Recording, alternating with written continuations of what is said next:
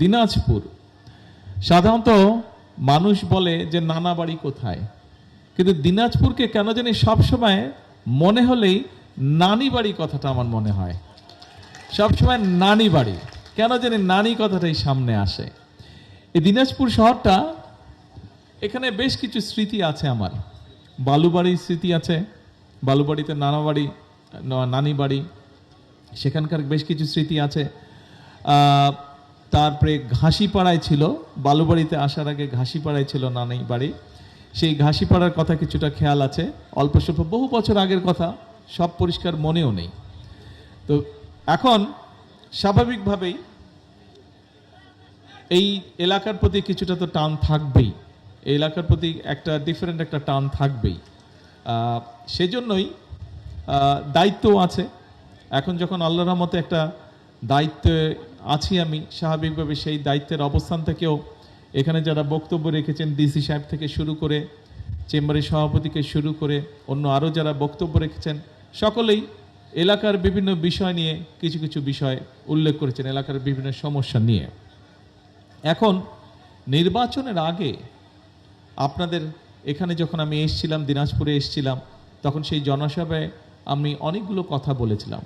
নিশ্চয়ই আপনারা খেয়াল করেছেন যে নির্বাচনের পরে আলহামদুলিল্লাহ আল্লাহর রহমতে আমরা যখন সরকার গঠন করতে সক্ষম হয়েছি, তারপরে 1 মাসের মতন, এখনও বোধহয় 2 দিন বাকি আছে 1 মাস হতে, 1 মাসের মতন সময়ের মধ্যে আমরা চেষ্টা করেছি যে বাংলাদেশের মানুষের কাছে আমরা যেই ওয়াদাগুলো করেছিলাম, সেই ওয়াদাগুলোর কতগুলো ওয়াদা আমরা ইতিমধ্যে কাজ শুরু করেছি।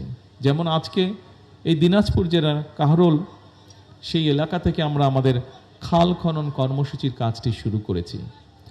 এখানে ডিসি সাহেব ওনার বক্তব্যে একটি কথা বলেছেন, যেহেতু দিনাজপুর অঞ্চলটি, এই এলাকাটি সমুদ্রপৃষ্ঠ থেকে উপর দিকে, সেই জন্য এখানে পানির সমস্যা হয়। তবে নিশ্চয়ই বাই নাও আপনারা জানেন, অনেকেরই ধারণা আছে যে এই পানির সমস্যাটা শুধুমাত্র দিনাজপুর এলাকায় নয়, সামগ্রিকভাবে সমগ্র বাংলাদেশেই কম বেশি পানির সমস্যাটা কিছুটা দেখা দিয়েছে। তার কারণ হচ্ছে